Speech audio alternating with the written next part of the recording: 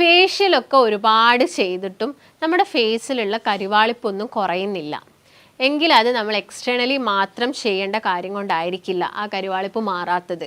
നമ്മൾ ഭക്ഷണത്തിൽ ഒരുപാട് മാറ്റങ്ങൾ വരുത്തേണ്ടി വരും. അതുപോലെ തന്നെ ചില അസുഖത്തിൻ്റെ ഭാഗമായിട്ടും നമ്മുടെ ഫേസിലൊക്കെ കരിവാളിപ്പ് അനുഭവപ്പെടാം. ഞാൻ ഡോക്ടർ ഭാഗ്യ, Q1B ഹെൽത്ത് കെയറിലെ ആയുർവേദ ഡോക്ടറാണ്.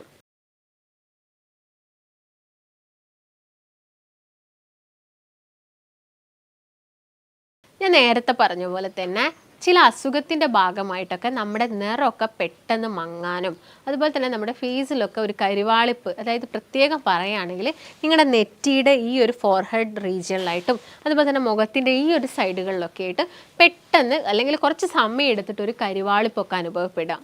ഇതൊക്കെ ചിലപ്പം ഒരു പക്ഷേ നമ്മുടെ ലിവറിൻ്റെ ഹെൽത്ത് ഓക്കെ അല്ലാത്തത് കൊണ്ടായിരിക്കാം.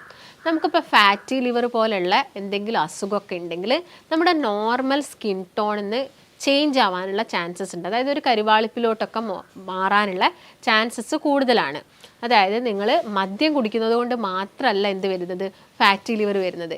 നിങ്ങളുടെ ഭക്ഷണത്തിൽ അമിതമായിട്ട് നിങ്ങൾ പഞ്ചസാര അടങ്ങിയ ഭക്ഷണങ്ങൾ കഴിക്കുമ്പോഴും അതുപോലെ തന്നെ നിങ്ങൾ ഒരുപാട് പുറത്തു നിന്നൊക്കെ ഫാസ്റ്റ് ഫുഡൊക്കെ നന്നായിട്ട് കഴിക്കുക, ഒരുപാട് ചോറ് അല്ലെങ്കിൽ 3 നേരമൊക്കെ ചോറ് കഴിക്കുക, ഇങ്ങനെയുള്ള അവസ്ഥകളിലൊക്കെ നിങ്ങൾക്ക് ഫാറ്റി ലിവർ വരാം. അതുപോലെ തന്നെ നിങ്ങൾ മദ്യവും കണ്ടിന്യൂസ് ആയിട്ട് കുടിക്കുന്നുണ്ടെങ്കിലും നിങ്ങൾക്ക് ഫാറ്റി ലിവർ വരാം. ഇതിൻ്റെ ഭാഗമായിട്ട് നമ്മുടെ സ്കിന്നിലൊക്കെ ചേഞ്ചസ് ഉണ്ടാവാം.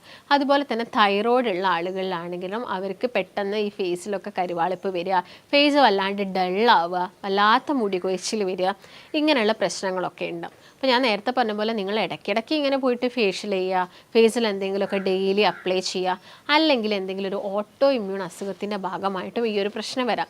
ഇതൊന്നും ചെയ്തിട്ടൊന്നും നിങ്ങൾക്ക് റിസൾട്ട് കിട്ടുന്നില്ലെങ്കിൽ നിങ്ങൾ എന്ത് ചെയ്യണം, ഒരു ഡോക്ടറിൻ്റെ നിർദ്ദേശം നിങ്ങൾ എടുക്കണം. എന്തെങ്കിലും വേറെ എന്തെങ്കിലും അസുഖം കൊണ്ടായിരിക്കും എനിക്ക് ഇങ്ങനെ ഫേസിനൊക്കെ ബുദ്ധിമുട്ട് വരുന്നത് എന്നുള്ളത് മനസ്സിലാക്കണം.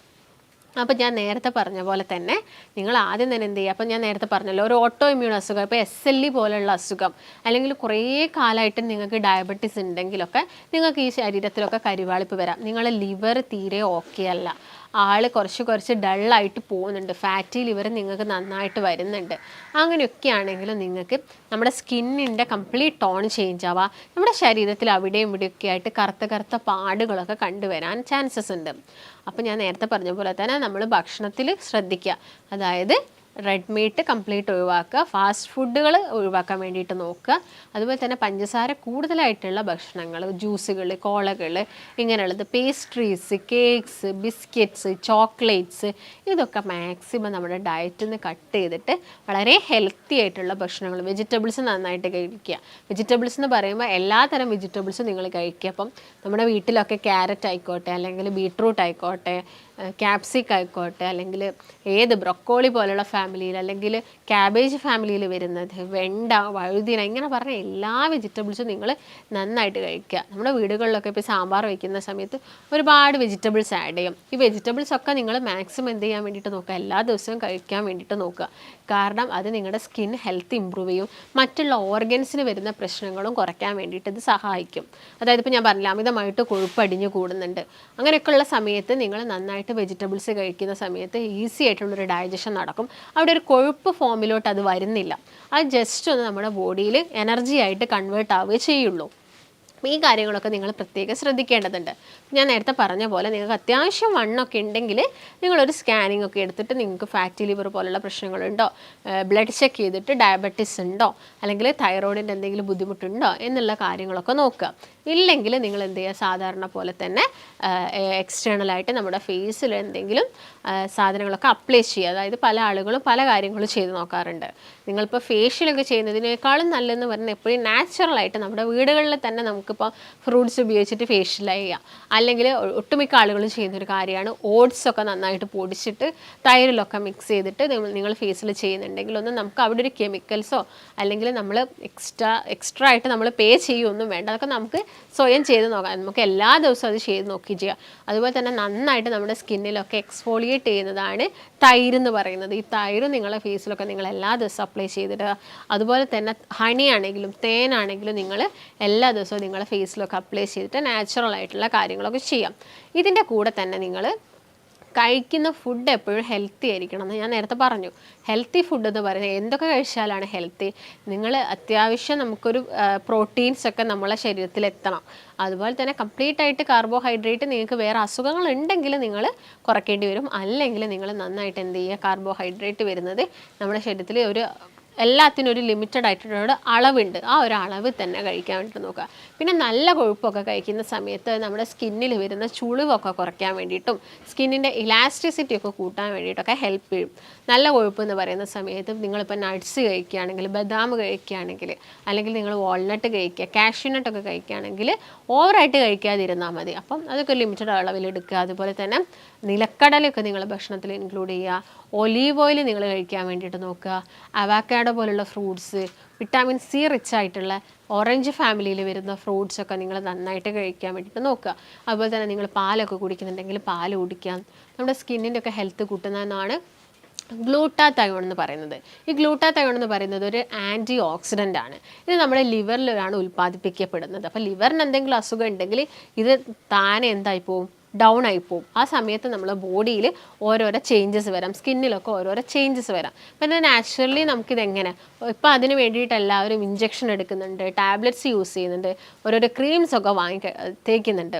അപ്പോൾ അതൊക്കെ ചെയ്യുന്നുണ്ടെങ്കിലും അതിൻ്റെ കൂടെ തന്നെ നിങ്ങൾ എന്ത് ചെയ്യുക, ഈ ഫ്രൂട്ട്സ് അല്ലെങ്കിൽ നമുക്ക് എങ്ങനെ ഗ്ലൂട്ടാതയോൺ ഡയറക്റ്റ്ലി നോർമലി നമുക്ക് എങ്ങനെ എടുക്കാൻ പറ്റും എന്നുള്ളതൊക്കെ നോക്കുക. ഇത് കൂടുതലായിട്ടുള്ളത് അവക്കാഡോ ഫ്രൂട്ടിൽ നന്നായിട്ടുണ്ട്, അതുപോലെ തന്നെ ശതാവരിയിൽ നന്നായിട്ടുണ്ട്, സ്പൈനാച്ചിൽ നന്നായിട്ടുണ്ട്. അതുപോലെ തന്നെ നിങ്ങൾ നോർമലി നമ്മൾ വീട്ടിലൊക്കെ പൊടിപ്പിച്ച മഞ്ഞളാണെങ്കിലൊക്കെ നമ്മുടെ കറിയിലും തോരനിലും ഒക്കെ ഇട്ടിട്ട് അത് നിങ്ങൾ കഴിക്കാൻ വേണ്ടിയിട്ടൊക്കെ നോക്കുക. അതുപോലെ തന്നെ നല്ല കൊഴുപ്പാണ് ഇത് ചീസ് അല്ലെങ്കിൽ വെണ്ണയൊക്കെ. ഈ വെണ്ണയൊക്കെ നമ്മൾ വീട്ടിലൊക്കെ തന്നെ ഉണ്ടാക്കുന്നതൊക്കെ ആണെങ്കിൽ നിങ്ങൾ അതൊക്കെ എല്ലാ ദിവസവും കഴിക്കാൻ വേണ്ടിയിട്ട് നോക്കുക. ഈ ബട്ടർ കഴിക്കുന്നതുകൊണ്ട് പെട്ടെന്ന് തടി കൂടുമോ എന്നുള്ള സംശയമൊക്കെ ഒരുപാട് ആളുകളിൽ ഉണ്ടാവാറുണ്ട്.